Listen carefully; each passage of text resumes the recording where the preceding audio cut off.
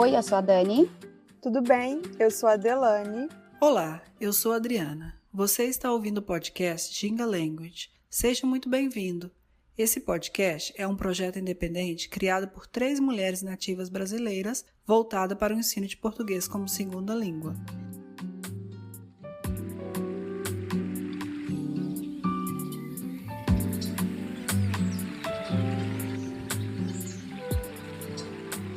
No episódio de hoje, um brasileiro na Harvard.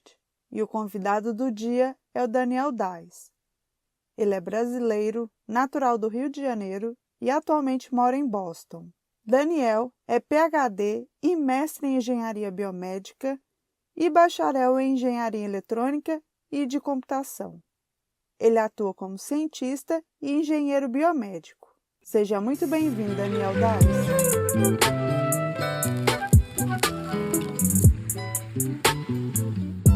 Olá, pessoal! Hoje nós estamos aqui com o Daniel. Tudo bem, Daniel?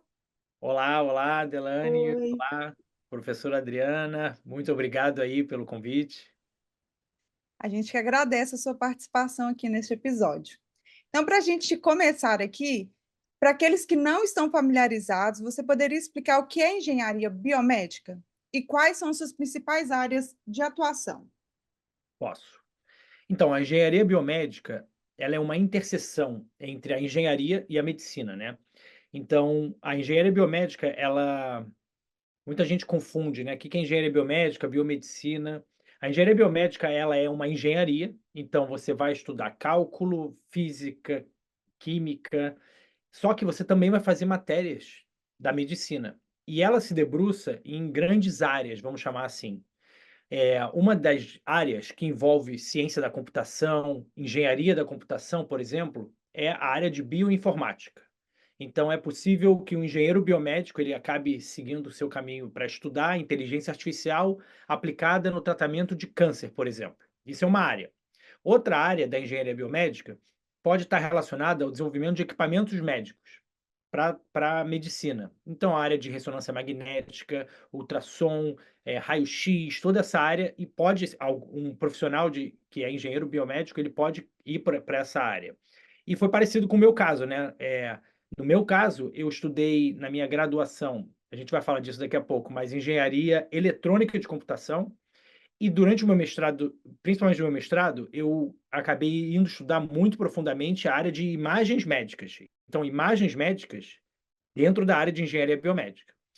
E tem muitas outras áreas. Você pode ir também para a área de engenharia de tecidos, engenharia genética, a área de nanotecnologia, biomateriais, que a gente vai falar mais para frente, mas eu trabalho hoje em dia com isso, que é a área de biomateriais, tanto em oncologia e em cirurgia. Então, assim, é um guarda-chuva a engenharia biomédica, que, no final das contas, a ideia principal são tecnologias e o desenvolvimento de tecnologias. A gente até usa a palavra engenharia em português como substantivo, mas em inglês ela pode ser um verbo, né? Engineering New Technologies. E é exatamente isso que o engenheiro biomédico ele faz. Ele sei lá, não sei traduzir isso, ele faz a engenharia de novas tecnologias para a área de medicina. Então, pode ser um novo tratamento, uma nova nanotecnologia, que tem, de novo, as profissões, elas não são independentes. Então, talvez um, um biomédico que pode fazer, por exemplo, genética, etc., ele pode também fazer a mesmo tipo de trabalho que um engenheiro biomédico. Só que existe muita interseção com outras áreas. Inclusive, médicos podem acabar indo fazer pesquisa lado a lado, que nem foi no meu caso, onde eu fiz pesquisa com médicos juntos, na mesma pesquisa, fazendo a mesma atividade. Então, tem muita interseção. Não sei se ficou um pouco assim no ar, mas é isso mesmo. São interseções com outras áreas. Perfeito. Agora, né, você mencionou um pouco da sua questão da trajetória acadêmica. Gostaria que você falasse mais sobre a sua trajetória profissional também e o que te levou a escolher a engenharia biomédica. Claro. Então, eu estudei engenharia eletrônica de computação. Só que não foi algo que eu nasci e falei, pô, quero estudar engenharia eletrônica de computação. Não, não foi assim. O que aconteceu foi, eu, ao longo da vida inteira, sempre sonhei em fazer medicina. Eu falei: "Quero ser médico, eu quero ser médico, adoro medicina". Eu adorava ver esses documentários no Discovery Channel de pronto-socorro, com os caras chegavam com uma faca na testa, e assim, umas coisas dessas, eu adorava, pequenininho. Meus pais estavam até preocupados, eu tô brincando, não estavam não. Mas enfim, e aí chegando perto do vestibular, eu falei: "Cara, será que eu quero ser o médico?". E aí eu tive aquela crise, né, que todo mundo tem em algum momento, e eu cheguei à conclusão que não, eu não queria ser o médico que fazia interface direta com o paciente, mas sim eu queria trabalhar com medicina. Então, depois de ir atrás de muitas referências, assim, buscar o que que eu devo fazer então para conseguir no futuro fazer esse tipo de caminho, eu acabei esbarrando com uma prima minha e ela contou, ela tinha feito engenharia biomédica. Ela falou: "Dani, engenharia biomédica é uma ótima carreira", naquela época, né, a gente está falando em 2010, gente, 2009. "É uma ótima carreira para você fazer uma pós-graduação. Faz na tua graduação engenharia elétrica, em inglês Electrical Engineering, e isso vai te abrir muitas portas, como sinais, né, e, por exemplo, entre as áreas que eu falei de engenharia biomédica, uma delas é trabalhar com sinais biológicos. Eu poderia também ir por esse caminho, é só complementando a minha resposta anterior. Mas voltando. E aí eu gostei da sugestão dela e fui estudar engenharia eletrônica e de computação lá na Federal do Rio, na UFRJ, na Universidade Federal do Rio de Janeiro. E aí eu fiz o curso, né, de eletrônica e de computação, e chegando ao final do curso, eu tive a oportunidade de participar de duas iniciações científicas na área de engenharia biomédica. Uma fazendo processamento de sinais de áudio de bebês, porque o bebê ele não fala, né, se ele está ouvindo ou não. Então, a gente fazia uma. Foi esse meu TCC, né? Meu projeto final foi até esse trabalho, onde a gente desenvolveu um método de dizer se o processo auditivo de bebês está funcionando ou não, sem precisar que eles te respondam, né? É tudo uma questão de sinais e coletar sinais é, neurológicos. E aí, eu também trabalhei com câncer de mama, com imageamento de câncer de mama em outra iniciação científica. E essas experiências foram muito importantes para mim, porque elas me reaqueceram. Porque a gente está falando aqui, eu contando hoje no podcast, parece que é tipo assim, eu fiz isso, aí 5 anos depois eu fiz aquilo. Não é assim. Eu entrei no curso e aí vamos embora, esqueci essa coisa de medicina, ficou meio adormecida. Só que aí essas experiências da iniciação científica, elas reativaram aquele drive em mim, né? Aquela vontade de trabalhar com medicina. E aí eu decidi fazer engenharia biomédica no mestrado, como eu tinha falado com a minha prima lá atrás. E depois de estudar muito opções que eu poderia seguir, eu tenho ascendência judaica, eu vi a oportunidade de aplicar para uma universidade lá no norte de Israel, no Technion, que é uma universidade bem renomada, é até chamada de MIT do Oriente. E apliquei e passei. E aí eu fui e migrei para Israel, fiz o meu mestrado lá e eventualmente meu doutorado, e eu vou contar, não sei se esse é o momento ou daqui a pouco eu posso contar toda a minha pesquisa e minha trajetória, mas assim, por alto, eu vou falar por alto, eu fiz o meu mestrado durante 2 anos nessa área de imagens médicas, onde a gente trabalhou com um método ultrassônico, então a gente usava um ultrassom, não para imagiar bebês, como a gente está acostumado, né? Mas para, na verdade, fazer tratamento, e tratamento do cérebro. Então a gente desenvolveu um método de medir a temperatura do cérebro usando ultrassom não invasivo. Então era Uau! tipo um termômetro do cérebro de maneira não invasiva.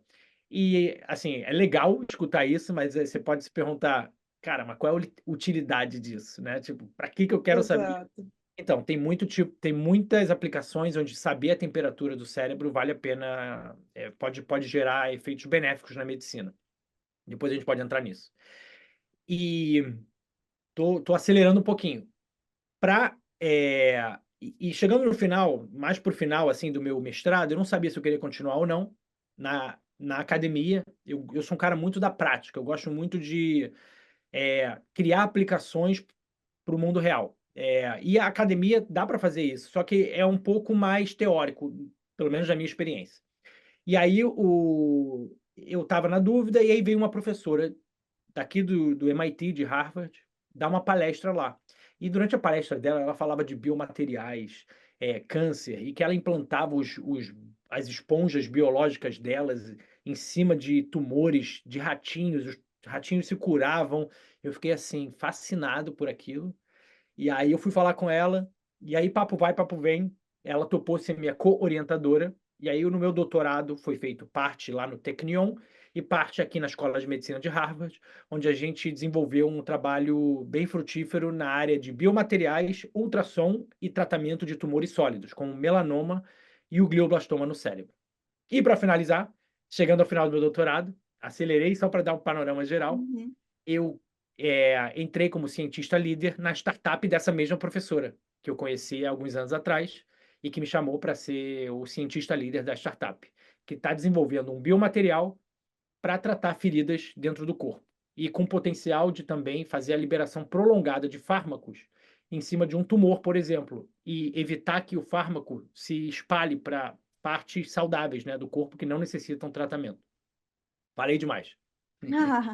Não, a trajetória, vamos voltar um pouquinho aí e falar sobre o mestrado em Israel.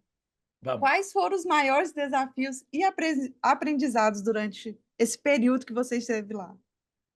Então, foram muitos desafios. O primeiro desafio, assim, que é clichêzão, mas todo mundo que saiu do Brasil, como nós 3 aqui, vai se identificar, é o custo psíquico de tomar uma decisão como essa, né, de deixar amigos para trás. Eu fui com a minha namorada da época, hoje em dia é minha esposa, a Carol, a gente deixou uma comunidade de amigos, né, que cresceram comigo, minha família toda no Brasil, a família dela toda no Brasil, e a gente foi para lá só com esse sonho, né, de trabalhar. Ela é dentista e ela foi fazer também um mestrado nessa área dela, e eu tinha todo esse sonho também de ir para a área de engenharia biomédica, e foi o que motivou a gente. Essa primeira parte foi um grande desafio, porque não é simples, né, você cresce na casa dos seus pais, você tem algum amparo, você não tem, quinta-feira à noite, tô de saco cheio, vou tomar uma breja com os amigos, assim. Quando você está sozinho em um país, até você chegar nesse nível, talvez vai demorar meses, anos, né, para você ter amigos suficientes para, ou tem gente que é mais sortudo e algumas semanas já aí se encontrou, é ideal, mas não é sempre assim. Então esse foi o primeiro obstáculo, né, essa solidão, eu chamaria de solitude, né, solidão, não sei se foi solidão, mas uma solitude inerente a esse processo. E o segundo problema, né, um desafio que foi muito forte é a questão da língua, porque o inglês, ele é importante e também é muito importante você falar inglês nos Estados Unidos.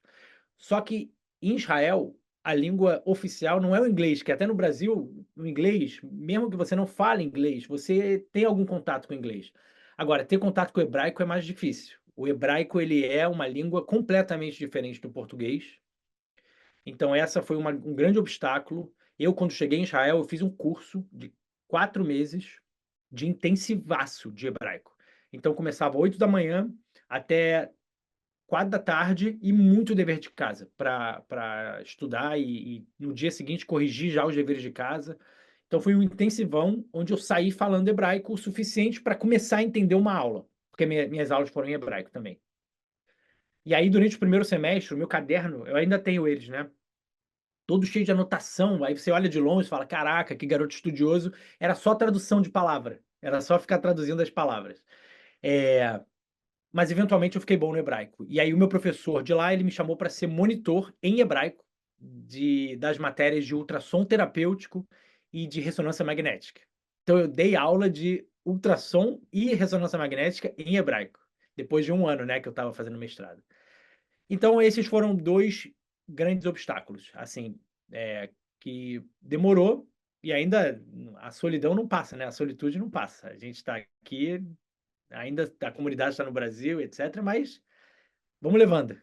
Exatamente. Eu queria saber, já que a gente está nessa história de migração, né, de como você chegou, o que que destaca... Você teve esse sentimento assim com você, mas o que que você viu de externo em Israel que falou que você possa falar assim, ah, a cultura, eu percebi isso, e também no sistema educacional, né, já que você estava inserido nisso, você não foi para passear.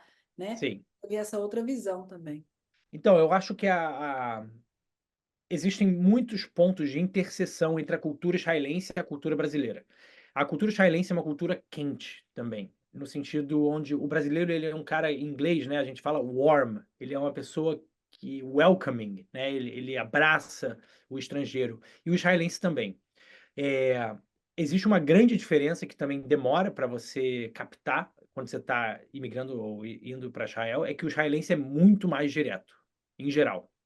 Então é uma maneira de se relacionar muito mais direta. Se ele não gostou de algo que você falou, ele vai te falar na hora. Olha, não gostei disso que você está falando, acho que está errado e etc. E aí, no Brasil, talvez a gente interprete isso como se fosse uma afronta, né? Lá é super normal. Você vê pessoas assim falando, aí várias vezes eu ia no supermercado, eu olhava pro lado e falava, não é possível que eles não vão sair na porrada daqui a pouco.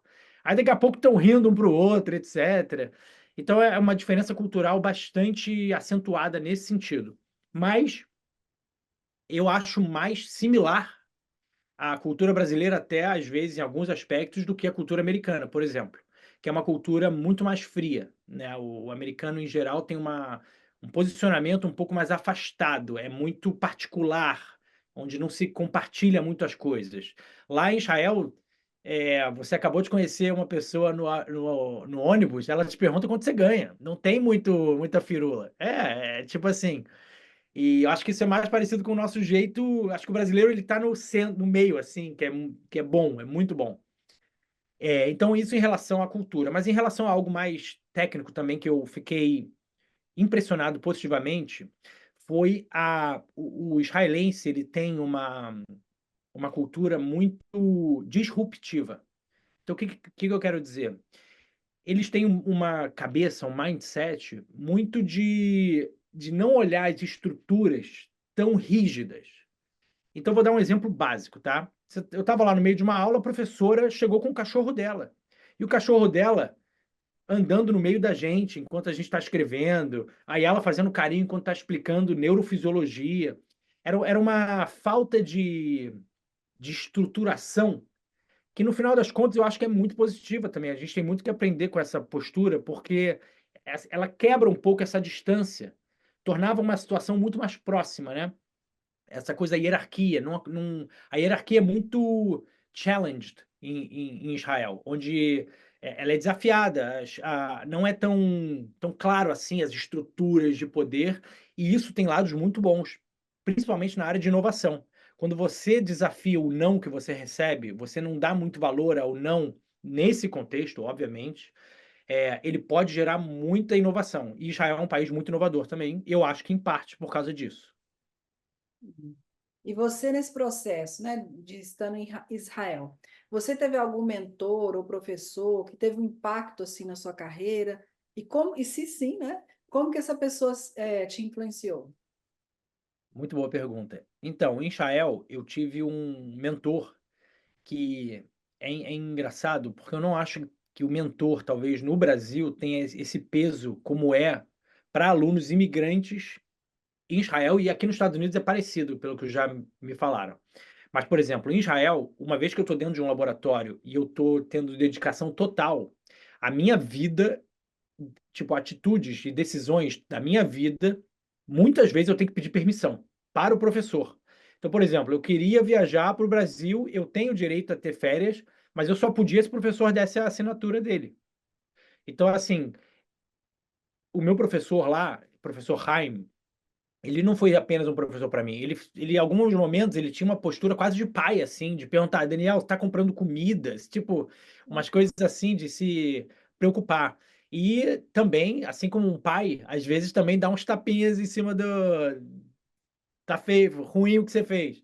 É, então foi uma experiência muito bacana nesse sentido.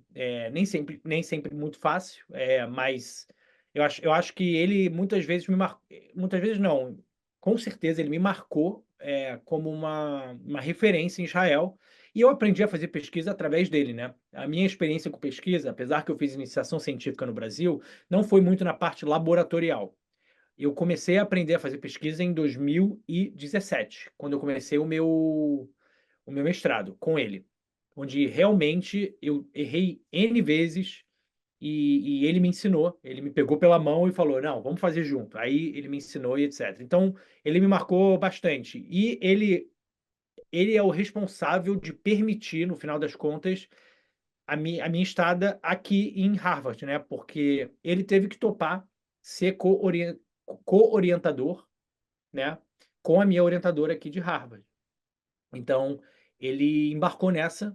Então, não seria qualquer professor que fosse fazer isso. Ele teve que ter uma cabeça muito aberta, e teve.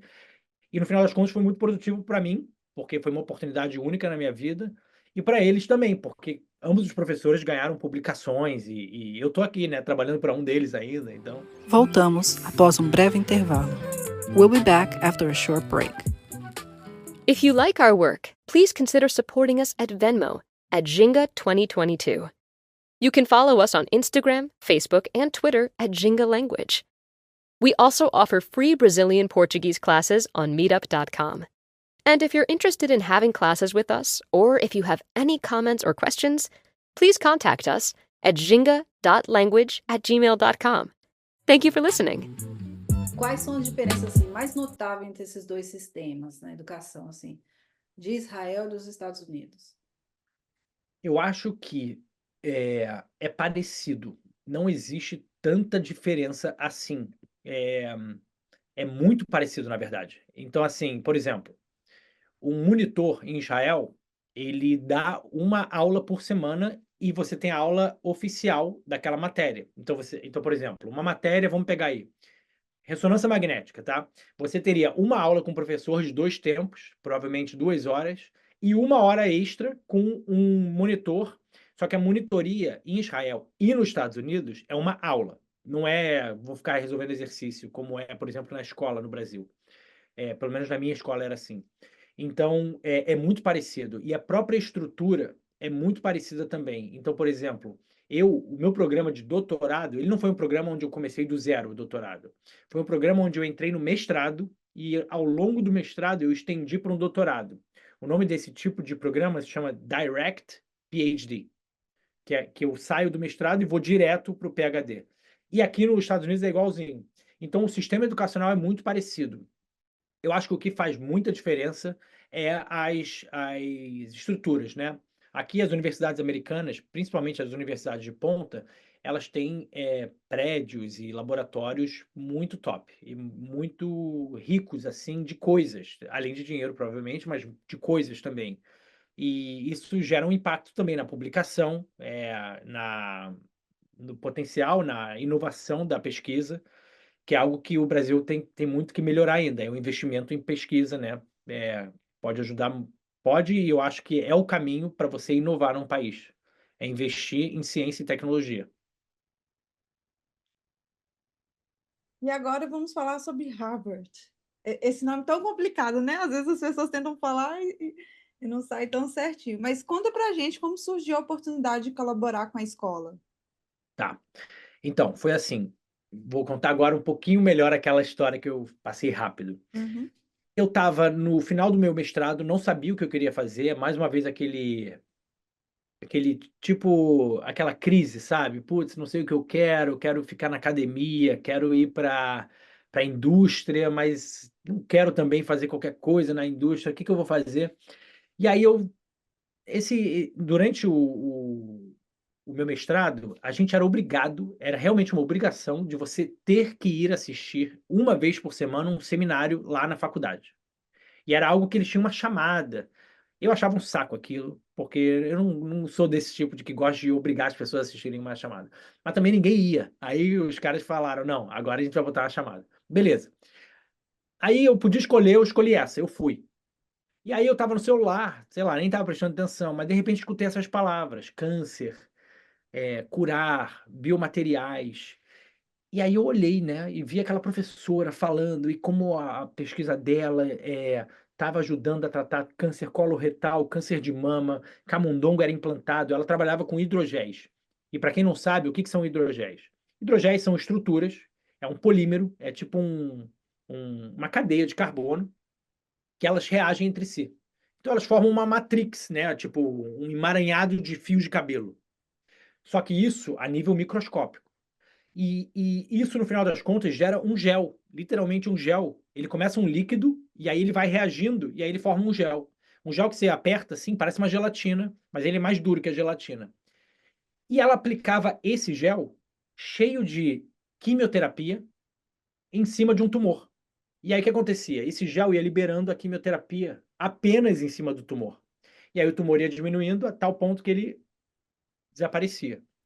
Eu fiquei fascinado, porque uma das razões, eu não cheguei a mencionar, mas uma das razões que eu sempre quis estudar medicina envolveu também a minha experiência com câncer, que o meu tio, a gente teve, como muita gente deve se identificar, um caso de câncer na família. O meu tio, ele teve 2 vezes um câncer de pulmão e veio a falecer. E isso me deixou muito intrigado, né, de também querer ajudar e querer usar o saber para tentar avançar esse campo. E aí, no final da palestra, eu fui lá, esperei na filazinha, e aí, quando foi minha vez, eu falei: "Nathalie, excelente o teu trabalho, mas eu quero saber o que que eu faço para fazer doutorado no teu laboratório". Aí ela ficou meio impactada assim, e e aí ela falou: "Cara, me manda um e-mail, etcétera". Aí eu mandei um e-mail com o meu currículo, e aí ela viu o meu currículo, passou uns dias, me respondeu: "Daniel, seu currículo é muito bom, mas você não tem publicação". E eu não tinha publicação naquela época, eu estava no meio do mestrado, estava aplicando o meu primeiro, eh, paper, artigo científico. E aí ela falou: "Vamos se falando". Aí eu falei: "Beleza", fiz meu papel, tentei, bola para frente. Aham. Beleza. E aí eu apliquei. O meu orientador de Israel, outra característica dele que é muito interessante, que é muito diferente, né, pelo menos da minha experiência aqui nos Estados Unidos, é que ele adorava enviar trabalho para congresso. Ele achava que era muito bom ir para congresso, e eu enviei meus trabalhos para vários congressos. E rejeição em 4 congressos. Só que eu passei para o 5º. E esse 5º foi na Virgínia, aqui nos Estados Unidos, em 2018. Aí, ó. E aí, eu acho que o nome é Watertown, alguma coisa assim. E aí e aí eu mandei para ela. Eu lembrei, cara, Virgínia, deve ser perto de Boston. Vou mandar para ela que eu estou indo para Virgínia apresentar o meu trabalho num congresso para dar um up, perguntar se eu posso visitar o laboratório. E aí mandei. E aí ela falou, que legal, você não quer vir aqui apresentar? Aí eu falei, Uau. quero, claro. Aí eu apertei Enter e aí fiquei, não passava nada. Tipo, eu tava com muito, assim, bolado, assim, como a gente fala no Rio. Tava bem tenso com isso. Aí me preparei muito. Estudei a apresentação N vezes. Fiz uma apresentação animal, assim, cheio de imagem. Até depois é algo que é interessante no meio acadêmico. Quanto mais sênior a pessoa é, em geral, na minha experiência, a apresentação é mais simples. Então é uma maneira que eu vi, caraca, eu devia ter feito algo mais simples. Mas enfim, fiz uma apresentação assim, toda cheia de animações, um tio meu me ajudou. Aí fui, apresentei e cheguei todo preparado. Peguei todos os artigos que eu tinha visto que ela publicou, iluminado, preparado ideias de como a gente podia colaborar e etc. Terminou minha apresentação, foi ótima. Sentei lá no laboratório com ela, lá no office dela, e aí tirei essa pilha de artigos e falei: então, eu pensei nisso, nisso, nisso, nisso. Ela falou: ah, gostei dessa ideia, vamos fazer. E aí ali foi cunhado o meu doutorado, ali que foi, tipo, vai rolar. E aí eu não tive mais dúvidas se eu ia continuar no doutorado ou não. Foi uma oportunidade que pintou, dado essas circunstâncias, de experienciar um pouco do que é fazer pesquisa com a qualidade de Harvard, né? E ser treinado por uma professora e pelo laboratório de Harvard. E foi muito impactante na minha vida, porque a partir daí eu vim para cá várias vezes, conheci pessoas que mudaram a minha maneira de fazer pesquisa e que são meus amigos até hoje e que são meus coautores. Eu ainda estou publicando paper com o pessoal que está no laboratório. Então, realmente foi uma experiência muito legal, muito legal. E que me levou a ficar depois, né? E agora como as coisas da vida são, né? Aí, chegando no final do meu doutorado, enquanto eu estava em Boston, a minha professora, ela falou: Daniel, muito legal que está acabando seu doutorado, mas você não vai voltar para Israel, não. Eu quero que você fique aqui com a gente e como cientista líder dessa startup, e é onde eu venho fazendo meu trabalho já há 2 anos, desenvolvendo esse material que vai ajudar, se Deus quiser, aí a muitos pacientes que estão em risco de sangramento interno, que é, por exemplo, uma úlcera, uma cirurgia vascular ou outros tipos de condições. E quais os desafios de um brasileiro em Harvard? Quais os desafios de um brasileiro em Harvard? Então, a minha experiência em Harvard, ela foi uma experiência de fazer pesquisa, né? Uhum. Eu já troquei muita ideia com muitos brasileiros que estão por aqui. Tem muita. Eu vou falar na terceira pessoa, né? Porque a minha experiência é a minha, mas eu vou falar o que eu já escutei. Eu tenho uma amiga que ela me contou, ela é pós-doc aqui, e ela me contou casos de onde o professor realmente, pelo fato dela ser mulher, e latina, que nem é latina, né? Considerado aqui pelos americanos, não consideram brasileiros latinos. Os brasileiros aqui são meio que uma outra categoria, né? Porque a gente não fala espanhol. Mas, enfim, da América do Sul, uma mulher da América do Sul, ela sentiu, com certeza, afrontada pela maneira dele falar, da maneira dele impor as ideias. Eu tenho um amigo que está na Flórida também, fazendo pós-doc, e ele me conta desse tipo de abordagem também. Eu, particularmente, não senti nenhum tipo de discriminação. É, muito ao contrário, assim, eu senti que comparado com a cultura de cada um do laboratório, tinha gente da Inglaterra, tinha gente americano, tinha mexicano. Eu sinto que o brasileiro, o mexicano, nós temos essa cultura quente que aumenta a produtividade do ambiente. Então eu tive uma experiência muito legal. Assim, eu não senti nesse quesito, né, de discriminação nem nada. Agora, existe sim. Eu estou tentando lembrar aqui alguns amigos. Eu tenho um amigo também que está fazendo doutorado aqui em Harvard e, e ele tem uma experiência também muito boa, onde ele não vê muitos problemas assim de integração, mas eu acho que assim existe um problema que na verdade não é um problema necessariamente de Harvard. Eu acho que é um problema de qualquer brasileiro nos Estados Unidos, é que em geral é difícil se integrar com o americano, né, na minha experiência. A comunidade americana, ela não é uma comunidade que gosta tanto a princípio, claro que existem exceções, mas a princípio não é uma, assim, chega lá em casa, vem fazer, não é uma coisa assim tão resenha. É uma coisa mais formal e é uma coisa muito mais privada.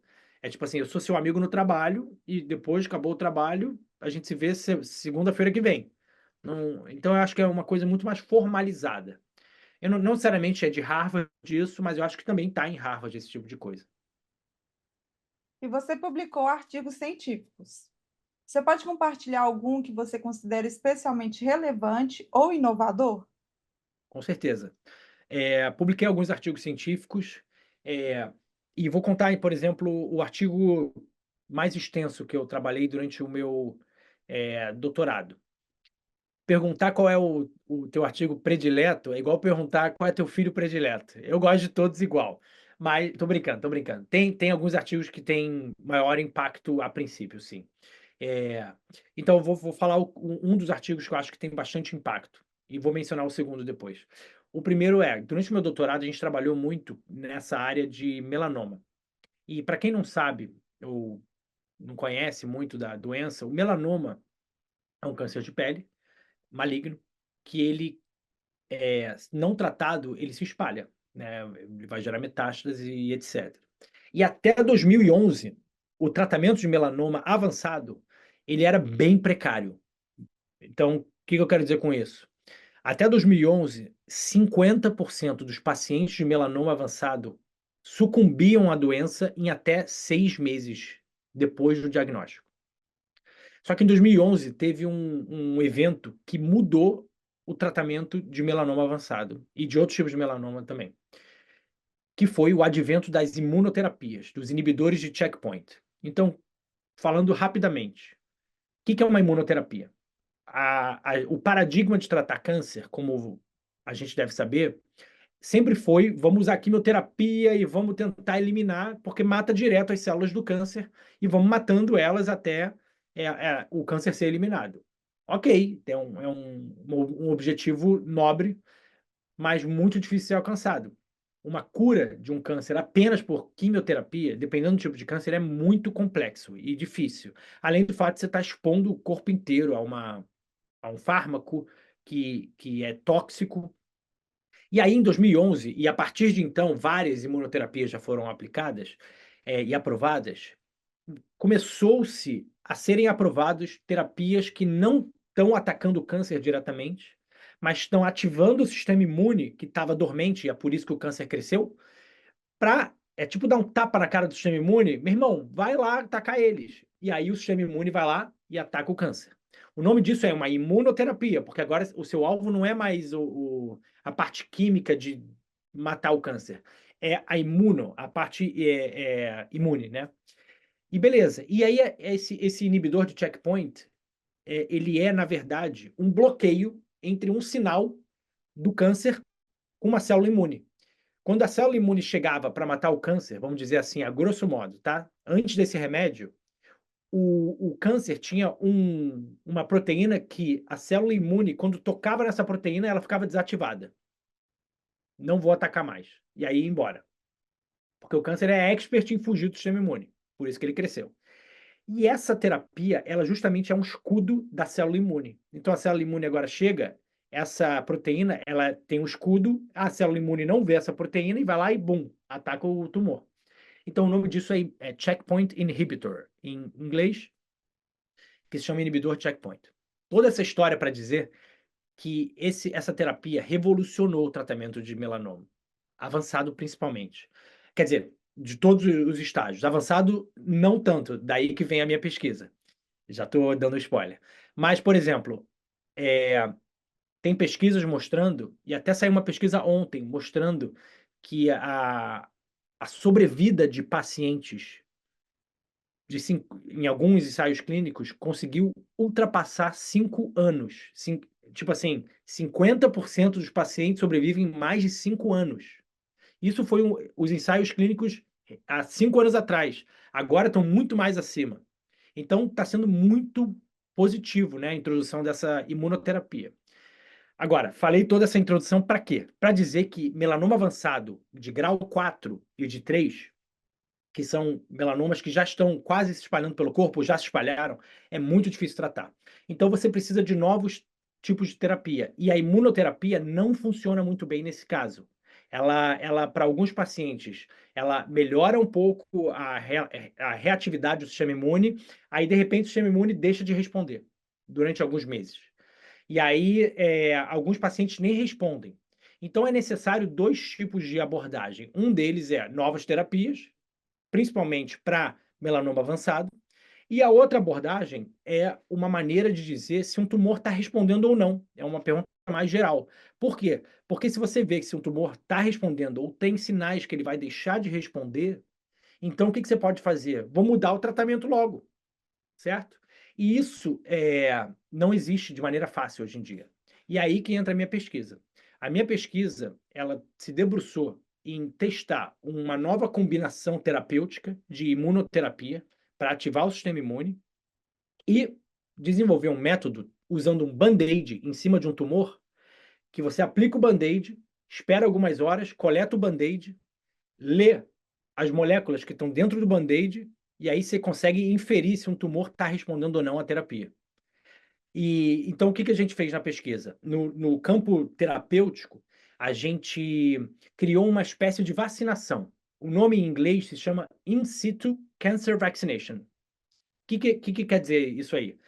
Como é que funciona uma vacina? Você libera antígeno, o sistema imune vai lá, consome os antígenos e aí gera anticorpo, né? É o mesmo conceito, por exemplo, das vacinas que a gente é vacinado, né? Do Covid também, o conceito é o mesmo.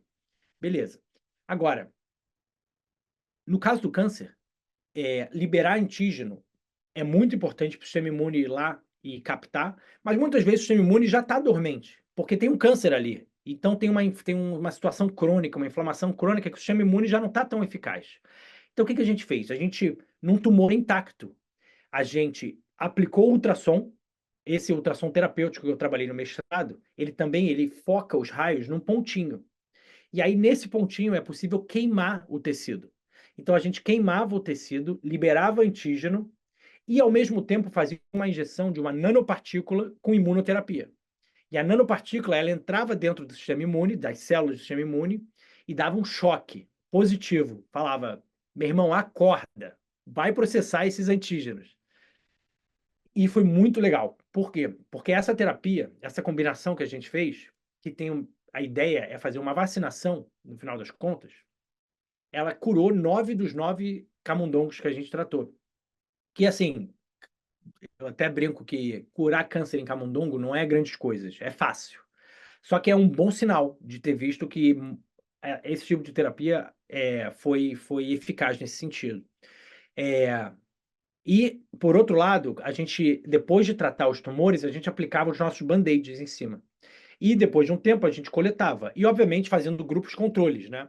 E aí a gente conseguiu ver que o band-aid, em alguma medida, ele era capaz de dizer se aquele tumor estava ou não respondendo, porque a gente tinha o outcome, né? A gente tinha o resultado, se o tumor tinha respondido ou não.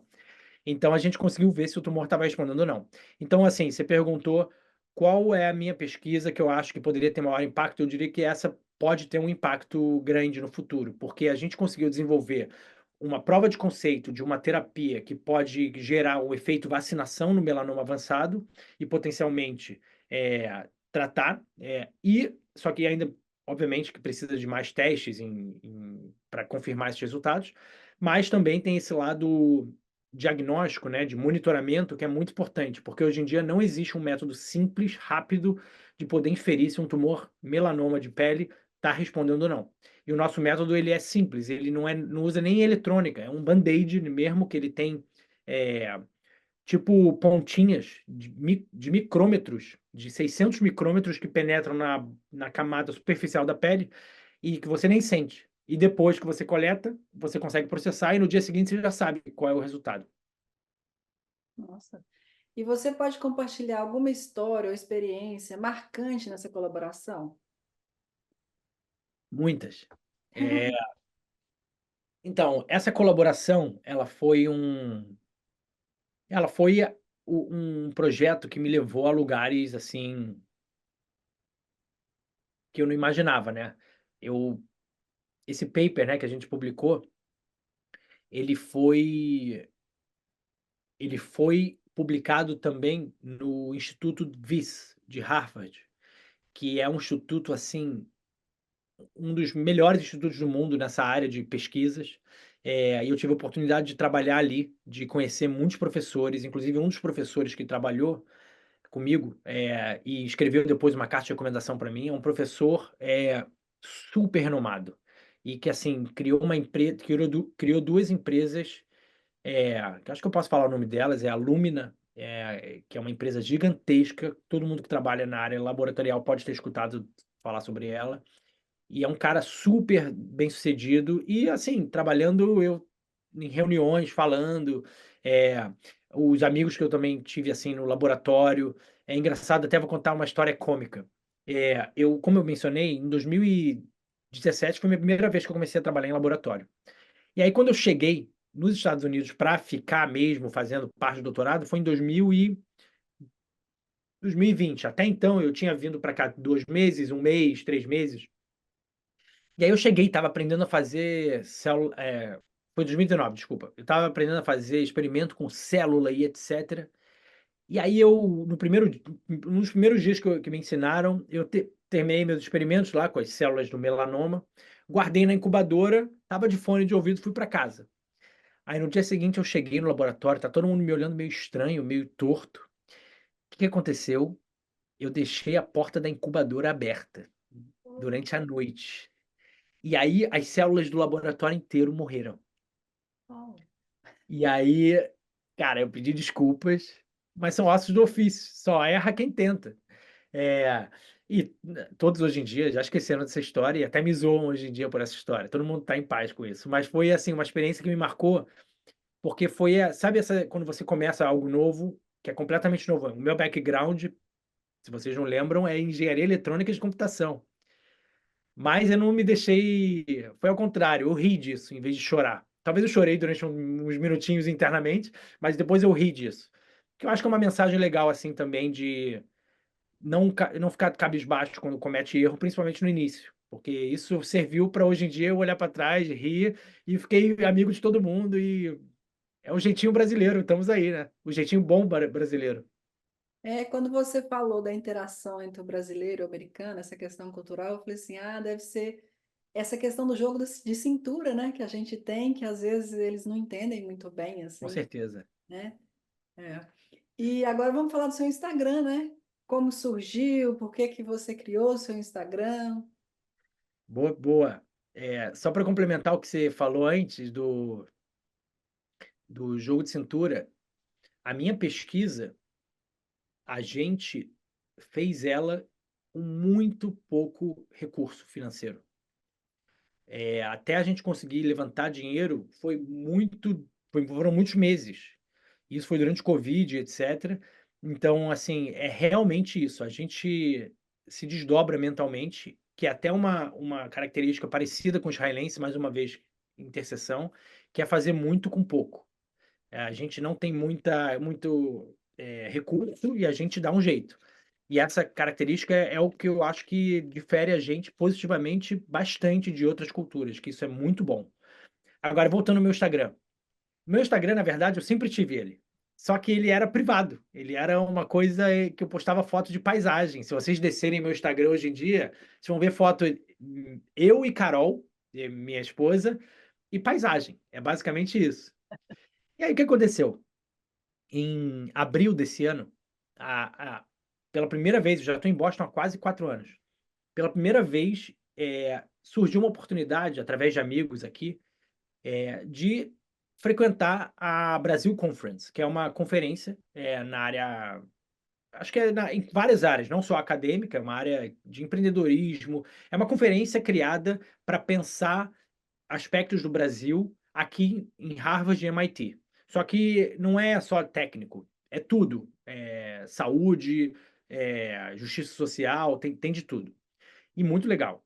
Enfim, e aí durante um dos dias antecedentes à conferência, um amigo aqui meu me ligou e falou: Dani, eu tô com o pessoal da CIMED, que é a empresa farmacêutica do Brasil, uma das, e a gente queria saber se dava para fazer um tour no seu laboratório com eles. Aí eu falei, claro, vamos fazer.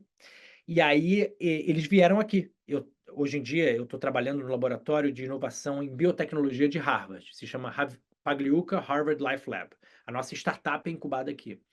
E aí eles chegaram, e aí a gente fez um tour aqui. Eu mostrei para eles o nosso produto, uma demonstração onde a gente fez o gel, né? Esse gel que eu contei para vocês. Eu formei ele na frente deles e mostrei como é que a coisa se dá aqui, essa parte de pesquisa, farmacêutica, etc. E foi demais, assim, foi uma experiência excelente e adorei conhecê-los. Só que durante o tour, o João Adib, que é o CEO da CIMED, ele tirou uma selfie comigo e postou, e me marcou. Só que o meu Instagram era fechado. Aí na mesma hora eu falei assim, Carla, que é a irmã do João, como é que eu abro meu Instagram? Ela começou a rir, depois até ela falou no Instagram dela sobre esse episódio, que realmente aconteceu. E aí, na hora eu consegui abrir, e aí na hora eu abri. Aí beleza, a história não termina aqui. Por quê? Porque a gente está andando aqui o lugar que eu tô fica perto da escola de business de Harvard. Então a gente está andando aqui pela escola de business com o pessoal da CIMED, etc. E aí, de repente, a gente esbarrou no Luciano Huck. Tipo assim, um raio não pode cair 2 vezes no mesmo lugar, no mesmo dia. Aí foi assim, muito bizarro, assim, porque eu ando aqui todo dia, sabe? Não tem Luciano Huck todo dia aqui. Mas acho que é por causa com certeza é por causa da Brasil Conference, que ele também estava gravando uma coisa da Brasil Conference. Enfim, e aí a gente tá lá, o João Adib é muito próximo do Luciano, e aí eles trocam uma ideia e o João Adib fala, Luciano, vai lá conhecer o laboratório do Daniel. E aí o Luciano falou, Daniel, posso ir lá contigo? Eu falei, óbvio, vamos fazer. E aí eu vim com o Luciano Huck e mostrei para ele o nosso laboratório. E o Luciano Huck me postou também 2 minutos do story dele, me postando, 22 milhões de seguidores. E na hora eu tava meio assim, caraca, tipo assim, até 2 horas atrás o meu Instagram era fechado e agora não sei o que vai ser. Só que em offline, né, eu conversando com eles, eu senti muito, e eles me estimularam muito nesse papel de, cara, fala mais do que você está fazendo. O que você está fazendo é muito valioso para inspirar, para mostrar para o pessoal que dá para brasileiro fazer esse tipo de trabalho, dá para chegar nesses lugares e dá para mostrar como a inovação se dá em português. E propositalmente eu falo no meu Instagram em português. E eu poderia falar em inglês também, mas eu escolhi falar em português. E aí assim, eu poderia falar inglês, não porque eu sei falar inglês, mas eu poderia falar inglês para atingir um público O maior. público. Mas o meu objetivo é Uhum. falar em português para brasileiros. E aí, depois daquela experiência e depois da Brasil Conference, eu decidi, cara, eu vou falar mais sobre ciência no meu Instagram, eu vou compartilhar mais do meu dia a dia, na medida do possível, né? Nem tudo dá para mostrar, mas mostrar um pouco o que que faz um cientista, o que que é trabalhar num laboratório aqui em Harvard e, e falar sobre coisas que podem impactar. Hoje em dia, eu estou muito motivado em contar e acessibilizar o acesso, né? A artigos, a informações que podem impactar e melhorar a maneira como a gente vive em termos de saúde, né? Nesse quesito de saúde. Até agora, antes aqui do nosso podcast, eu estava preparando um vídeo onde eu estava falando sobre um reporte que acabou de ser lançado da Associação Americana de Pesquisas do Câncer, que eles mostram que 40% dos casos de câncer são devidos a fatores que a gente pode modificar. Então, esse é perfeito esse tema para mim, porque eu tenho acesso a esse tipo de informação e eu posso traduzir em português, usando as analogias que eu quiser para o grande público. E é isso que tem me motivado. Eu sempre gostei assim de fazer apresentação para amigos e para mostrar e fazer uma brincadeira. E esse é o meu jeito. E eu posso te falar que seu Instagram me ajudou, que eu assisti um post seu falando sobre plástico. Então, cortar alimentos naquela tábua assim, de plástico, guardar alimentos em coisas de plástico, já fiz um pedido todo para mudar tudo de vidro, Aí, ó, não guardo mais excelente. coisa em plástico. Já fico feliz, mas o meu objetivo é isso mesmo. Porque senão fica confinado essas informações a quem está todo dia lendo artigo. Eu sou uma dessas pessoas, eu leio todos os dias vários artigos porque eu estou buscando essas informações e estou acostumado com essa linguagem. Então, o meu objetivo é, cara, mas isso aqui não é só eu que tenho que saber disso, sabe? Todo mundo tem que saber disso. É tanta informação valiosa que, cara, eu não quero dizer como ninguém deve se portar. Isso é um princípio para mim. Mas eu quero que a pessoa saiba o que está sendo dito na literatura. E aí ela faz o que ela quiser. Sim, sim. E quais são os principais projetos no qual você está trabalhando atualmente? Então, atualmente, eu estou trabalhando em alguns projetos. E um dos projetos que eu estou trabalhando é o meu trabalho em si, né? Que é o desenvolvimento desse biomaterial, que envolve todo o processo de regulamentação, né? Porque o material na área biotech, na área de biotecnologia, como é o nosso, ele tem que ser aprovado pela agência regulatória. Então, por exemplo, no Brasil teria que passar pela Anvisa, aqui nos Estados Unidos tem que passar pelo FDA. E todo o nosso processo de desenvolvimento, ele está direcionado, né? Para quê? Para conseguir passar o processo de regulamento, regulação, regulatória, não sei. Enfim, para aprovar o nosso material. Claro que dentro do que tem que ser medido. Então, por exemplo, eles pedem para a gente fazer experimentos com porcos, experimentos, alguns tipos de material tem que ser feito com humanos. No nosso caso, a gente ainda não sabe se é necessário. Enfim, N experimentos. Então, esse é um dos grandes projetos que me toma todos os dias. Tem dias que eu fico assim, cara, não consegui fazer nada de Instagram, não postar nada, porque esses últimos dias, a gente acabou de enviar uma proposta para o governo americano de 1,3 milhões de dólares. E, cara, eu trabalhei de 8 da manhã, meia-noite, todos os dias, assim, escrevendo, então não dava para. Mas, enfim, é só fazer um desabafo para vocês. Esse é um dos projetos. Outros projetos que eu tenho trabalhado, é, eu com amigos aqui, brasileiros que estão nos Estados Unidos, trabalhando na área de ciências da vida, né? Que pode ser desde biologia, engenharia biomédica, medicina, ciências biológicas, matemática, física, geologia, todas essas áreas se chamam ciência da vida. Trabalhando com esses amigos, a gente está criando uma organização de brasileiros que trabalham nessa área nos Estados Unidos. O nome da organização é Balsa. Então, até faço um convite, quem estiver assistindo a gente e quiser participar. No meu Instagram está lá o @balsabio, é só entrar. E, e é uma organização que a ideia é fazer a integração, né, dessa comunidade brasileira mais especializada nessa área, que é um pouco o que eu faço no Instagram para o público geral, mas focado mais na área de life sciences, em inglês. E, além disso, eu tenho com alguns amigos um podcast também, né? Que é o Conte Comigo, que a gente tem desenvolvido vários episódios que tocam na área de tecnologia, ciências, e não necessariamente ciência, mas pode ser também na área de saúde, da parte mais social também. Enfim, estamos aí também tocando esse projeto. E tem alguns outros projetos rolando que em breve eu vou poder contar. E tem muitos brasileiros em Harvard? Tem uma comunidade. Então, assim, é que tem muito brasileiro que a gente não sabe que está aí também, né? E que, né, não tem essa integração. Mas eu diria que tem pelo menos algumas centenas. Eu diria que deve ter hoje em dia, talvez até 300 brasileiros em Harvard, 200, alguma coisa assim. Posso estar errado astronomicamente, mas é a sensação que eu tenho. Aqui existem os brasileiros de Boston que estão na área acadêmica. Em geral, eles estão num grupo. Tem um grupo de WhatsApp. E tem muita gente que não está no grupo. Mas o grupo, que hoje em dia já está misturado e etc., ele já está com mais de 800 pessoas. A questão toda é que Harvard, muita gente vem para Harvard para fazer um programa, por exemplo. Então, tem muita gente que vem do Brasil, faz um programa de 2 meses e volta para o Brasil. Então, assim, tem muito brasileiro em Harvard, se você olhar acumuladamente. Mas talvez em determinado momento tenha menos. Porque muita gente vem e vai embora. Enquanto tem gente que está dentro da graduação também, fazendo. Que esses não são muitos também.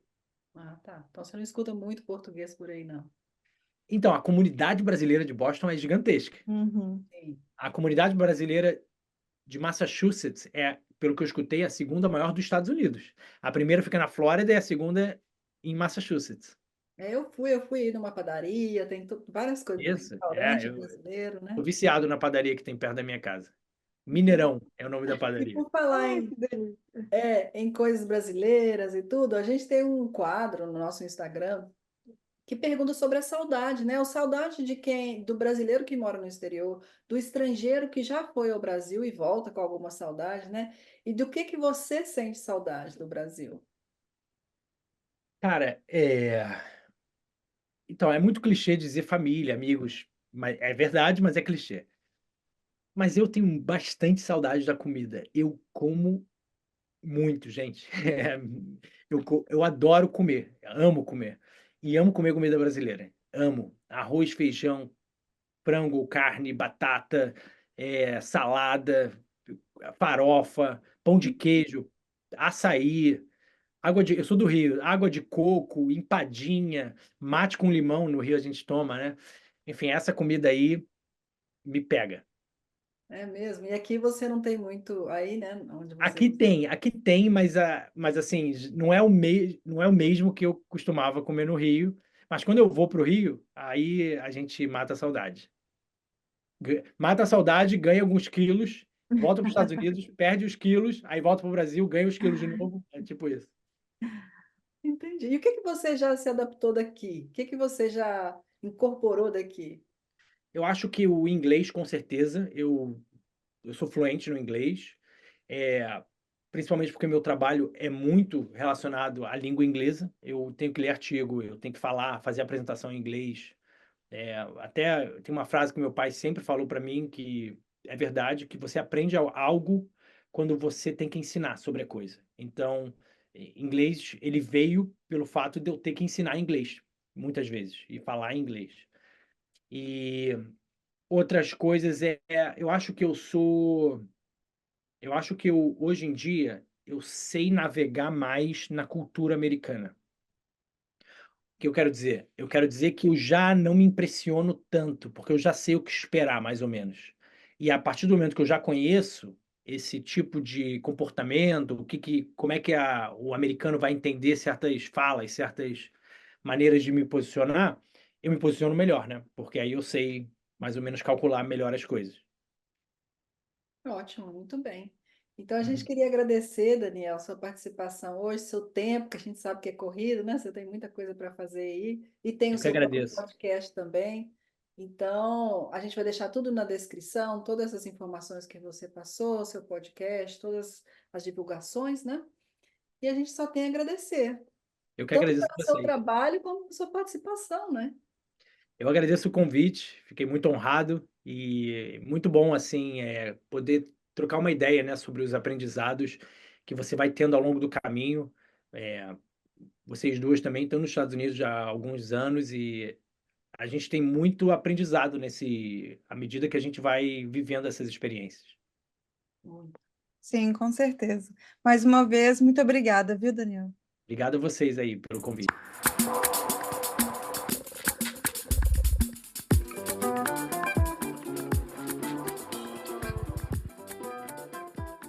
E estamos chegando ao fim deste episódio. Os links mencionados nessa entrevista estão na descrição. Agradecemos a todos os ouvintes pela companhia e pelo apoio. Se você gostou desse episódio, siga o podcast e indique aos amigos. Siga a gente também nas nossas redes sociais, @gingalanguage, porque tem muitas dicas legais por lá. Até mais, gente! Tchau!